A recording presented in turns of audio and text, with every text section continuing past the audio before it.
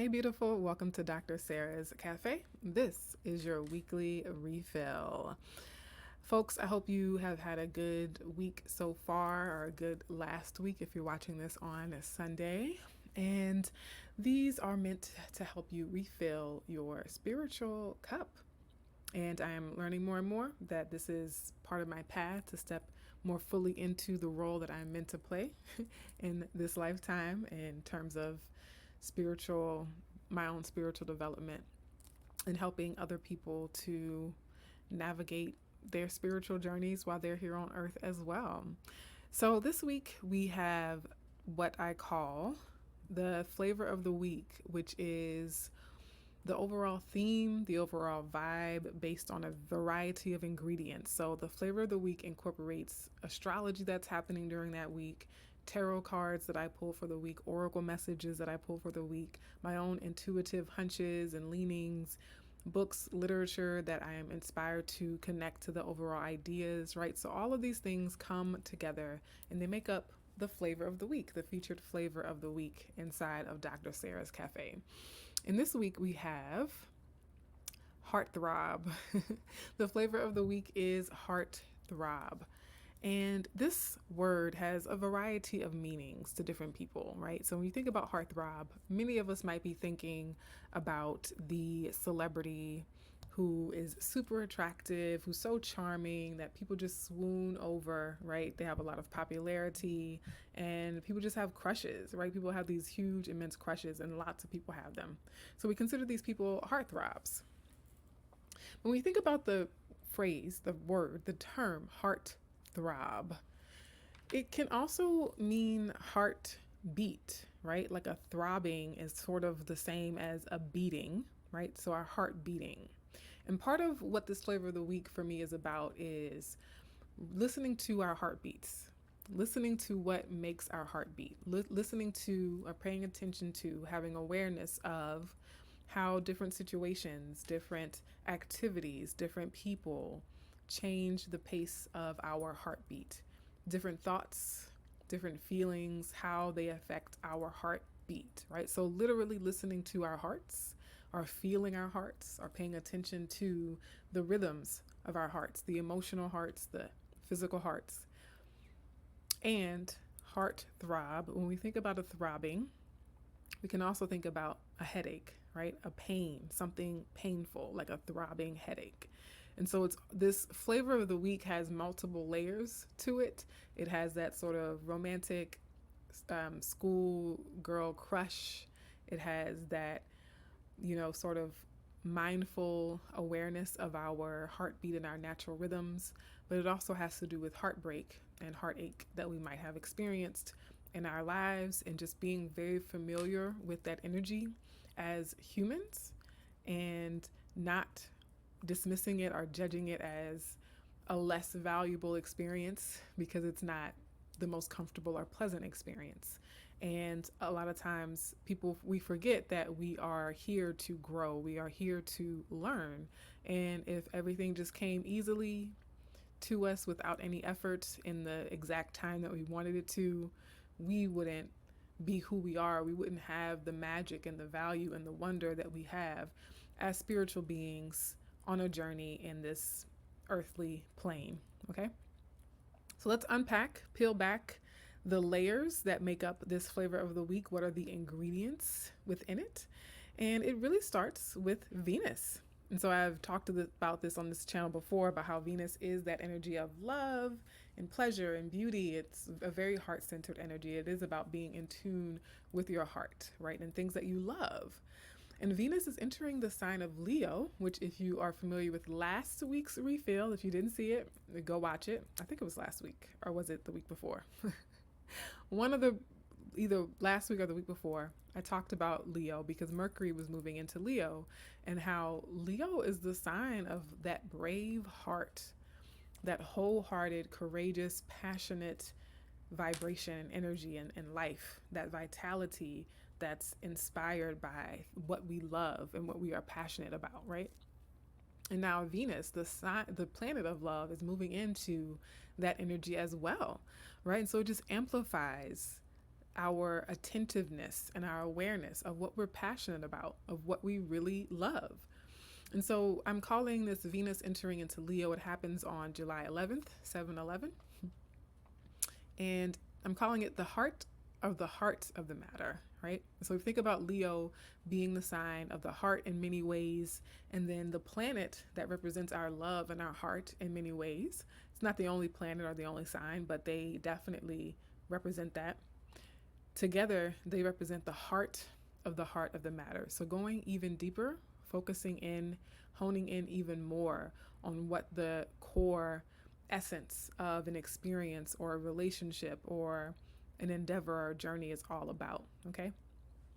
I'm also calling this energy feeling myself, looking good, and feeling good. Okay. And why am I calling it this? Because, as I also mentioned previously, Leo is the sign of taking center stage. Leo is so confident and so sometimes dramatically over the top, and they just know their worth. They know their worth. And if you are Leo and this is not resonating with you, that is part of your journey in this lifetime, is to embody that energy of confidence and that ability to take center stage, to take up space, and to live passionately, to live full out. Okay. And so, again, the planets, as they transit through the sky, they open up or make it easier to tap into certain vibrations and energies, right? And I always tell people, the sun is farther away from us than Venus is. And if the sun can impact what's going on here on Earth, then it makes sense to reason that other planets, other celestial bodies might also be impacting what happens here on Earth, right? We literally cannot survive without the sun. The moon literally controls the entire ocean, right? And so if those two celestial bodies have such a significant influence on our lives as humans, then imagine that other things in the sky, some of them closer to us, some of them a little farther away, might also have influence in how our human experience, our earthly experience is playing out. And so Venus, as it moves through the sky, it lends itself to, or it lends its energy, it lends that influence to us in various ways. And so we can choose to not embrace this energy, right? And we often say, well, this didn't happen in my life during that transit. And there are so many layers, right? Because it depends on your own birth signature. Everyone has their own fingerprint that they're born with in terms of a birth chart. And so depending on your specific signature at birth, Venus might have significantly more impact in your life and might have significantly less impact in your life. However, we also have the free will choice to deny or reject the gifts of the planet. We have the right, the autonomy, the free will to reject the lessons. And we see ourselves on a hamster wheel repeating the same lessons over and over and over again because we reject the learning. We reject the opportunity to get the lesson and evolve and graduate. And so just consider what is going on in your life that requires a little bit more attention to the love, to your heart, and what ways can you spend more time, make a deeper effort to listen to your heart, to pay attention to your heartbeat, pay attention to what makes your heart sing, pay attention to what makes your heart ache.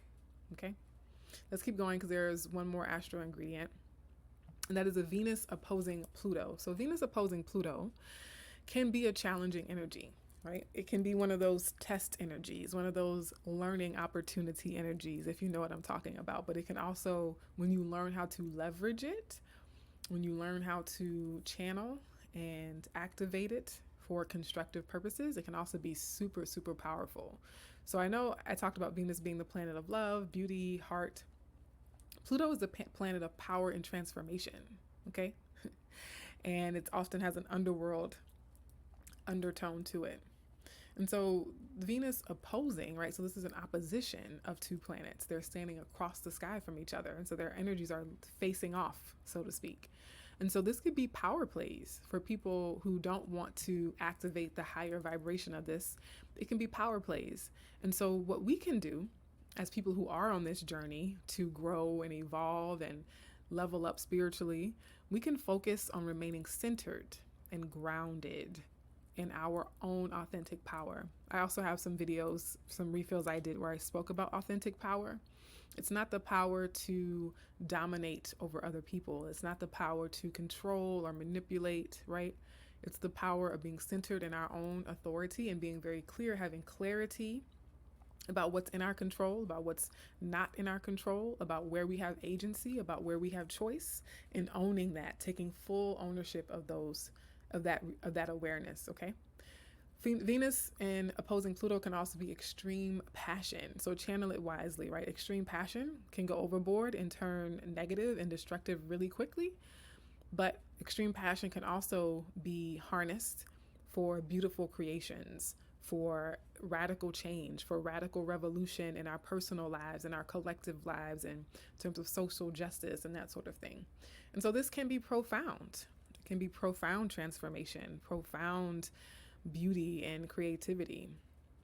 It can also be intense, right? And again, intensity in one context might feel like terror, but intensity in another context might feel like bliss. Okay, so it'll be different for all of us, but just know that the more constructive, the higher octave of all these energies is available to us.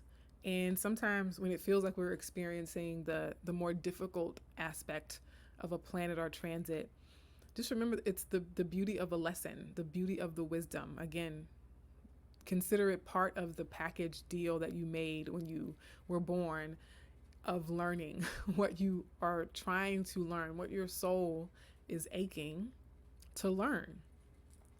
But yeah, it's with Venus in the mix, this can be transformative beauty. So we think about artists who make, like, whether it's music or paintings or sculptures that touch our souls, right? That seem to shake us to our core.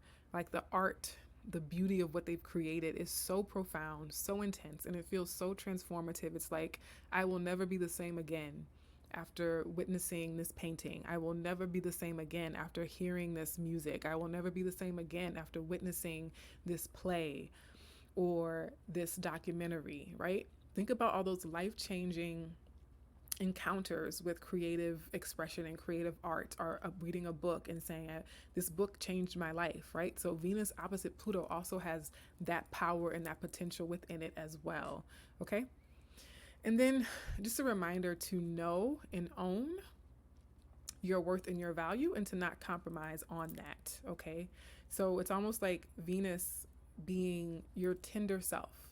Opposite Pluto, there could be something within you or something outwardly that challenges or tests your tender love and care to yourself, right? Your TLC to yourself. So if people are trying to be dominant or trying to manipulate or trying to cross your boundaries, knowing your worth, knowing your value, and really standing in that and leveraging Pluto on your behalf to empower you, to make you more powerful in who you are and being able to stand firm and knowing what lines you're willing to cross or not cross, okay? And we can look now at our tarot ingredients. So we have the Knight of Cups and the Fool. And it's really interesting because the Knight of Cups has been coming out a lot this summer. If you've been keeping up with my weekly refills, you'll see the Knight of Cups has come out like 3 or 4 times already. So that's really interesting. And so just a reminder and that the Knight of Cups is about action. All the knights in tarot are about taking action, movement, a change of a situation, new situations coming through, etc. And so taking action to follow your heart, because the cups rule our emotions, they rule our heart space. And so the Knight of Cups, moving forward on what you feel. And you'll see here in my description, I call it taking action to follow your art. And I put this here because I was trying to type the word heart, but ended up subconsciously typing the word art. And so I feel like there's a message there for some of us that we need to lean into our creative power a little bit more with this energy, right? This is a time, a period where we might be asked to be the artists, to live that artful, creative life that we are born as humans. Humans were born to be creators, right? If you believe that we are created in the image of God, and you think of God as the creator, then we are also meant to create. We are also creative beings in that way. That is part of our reflection of the divinity, right? That is within us. Because again, we are spiritual beings who are temporarily inhabiting physical bodies. And the Knight of Cups can also be heart-centered leadership. So I think about the knight leading the way with his heart, leading with the cup, leading with your heart. So leading your own life with your heart, but also maybe leading a family, leading an organization, or whatever your chosen field is. In the Fool card, we see the depiction here on the right side of your screen. The Fool, it appears to be this happy-go-lucky individual, fairly young, not a lot of baggage, and they seem to be about to leap off of a cliff. They're walking, not paying attention. The sun is shining, it's beautiful, and they're just skipping along onto the edge of a cliff, right? And so a lot of times the Fool is associated with the leap of faith. The leap of faith. And so what leaps of faith are we being asked to do in response to our heart throb? Your heart is aching for something. Your heart is beating for something passionate, for something that you love, for a true, authentic expression of yourself, of freedom. Yeah, your heart wants that. Even if your unconscious shadow is afraid, like, no, we want to stay safe. We want to not face the unknown. This Fool card is asking us to face the unknown, almost like beginner's luck.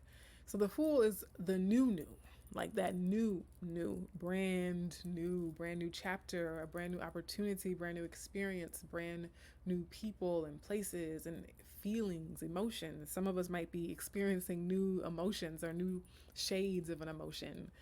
And it is, as you can see, jumping off the cliff, taking that leap of faith. It can feel like a risk. It can feel like a gamble, but we also have a little bit of beginner's luck, keeping the wind in our sails a little bit, right?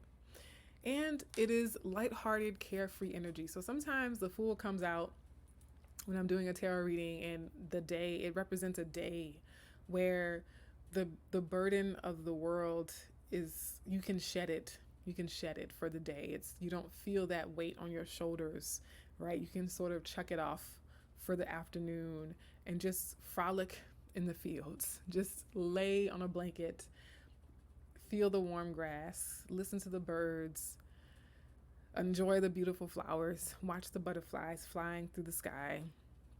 It's also that kind of energy, right? And the two of these combined, overall, the message that I get from this is we're being encouraged. It's like the cosmos is opening up opportunities in the week ahead for us to frolic in the field of whatever we love. Yeah. And frolicking in the field of what you love, not worrying about, are people going to see me and judge me for how I'm frolicking? You know what I'm talking about. Well, what's so-and-so going to think about me frolicking? Maybe I've chosen the wrong field to frolic in. Or I can't frolic too late. I have to get home. I have to stop my frolicking before it gets dark. Releasing, giving yourself a few seconds, even if all you can muster up is a few seconds, to be free of the burden of that worry and fear and self-criticism and self-judgment and external judgment and external criticism and fear of making a mistake and fear of not getting it right and fear of the unknown and fear of success and all the things that keep us from frolicking, emotionally frolicking. Physically, yes, but also spiritually and emotionally, that sense, that feeling of being able to frolic through our lives. If we're on this journey, there are inevitably going to be hard, heavy days.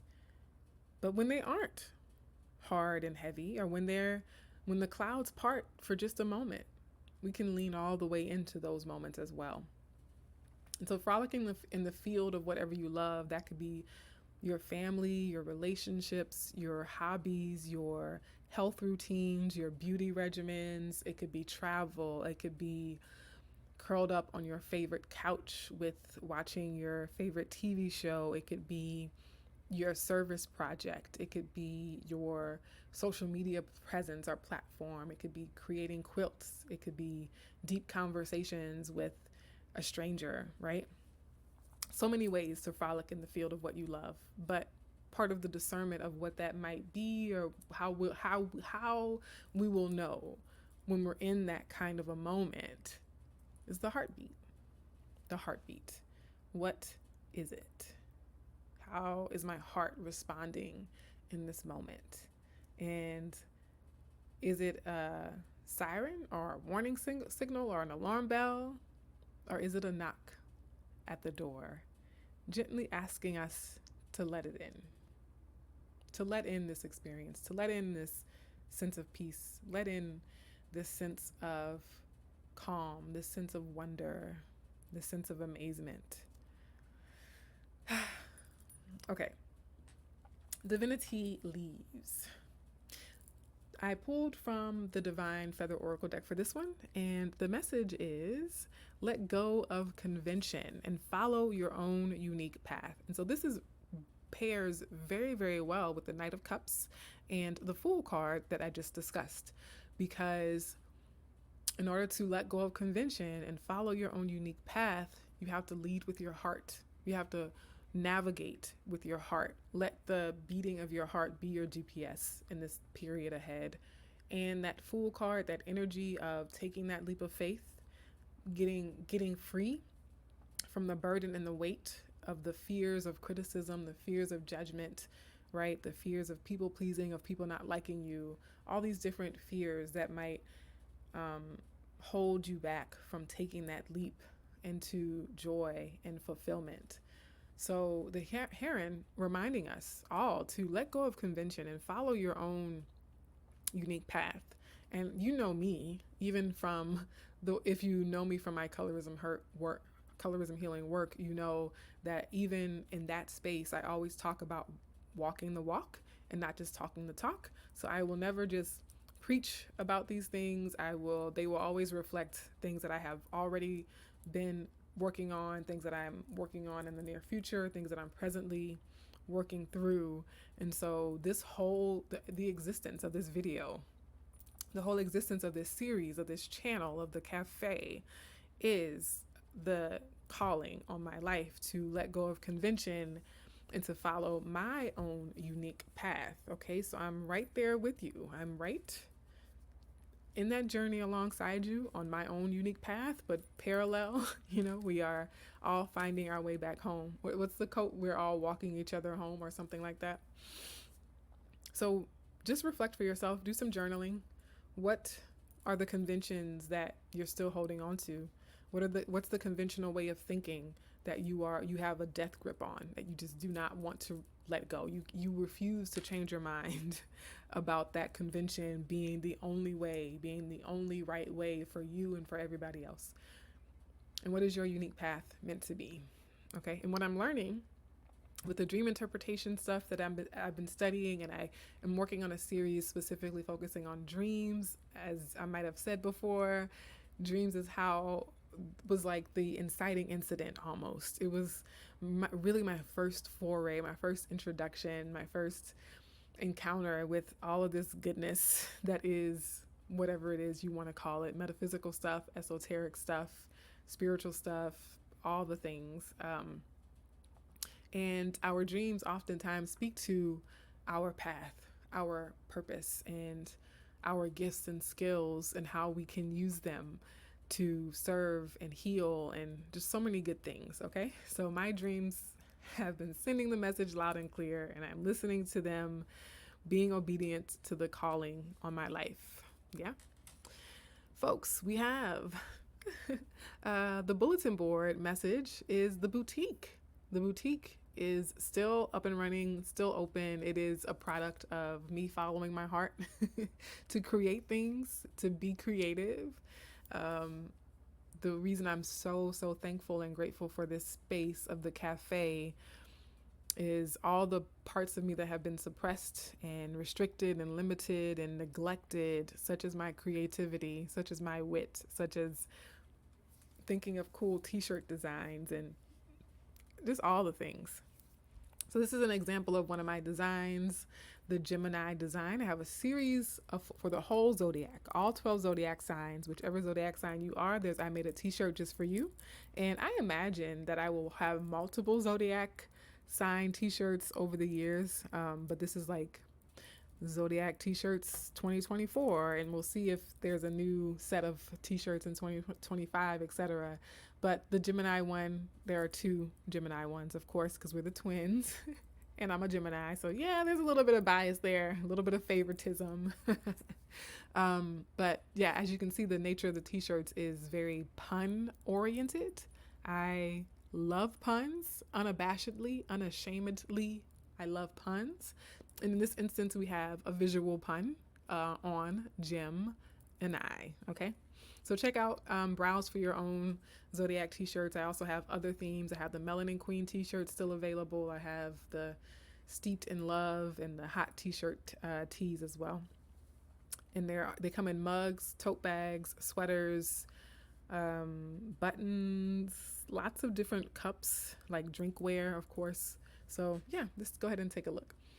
Now, for pastry and poetry, I am keeping it simple this week and just reminding everyone about the summer book club. We're reading A Love Song for Ricky Wilde, and that will be inside the membership space, inside of Dr. Sarah's Café membership space. If you're not already a member and you want to check it out, then leave a comment, send me an email at drsarahlwebb@gmail.com. I can tell you how to join the space in time to participate in the summer book club.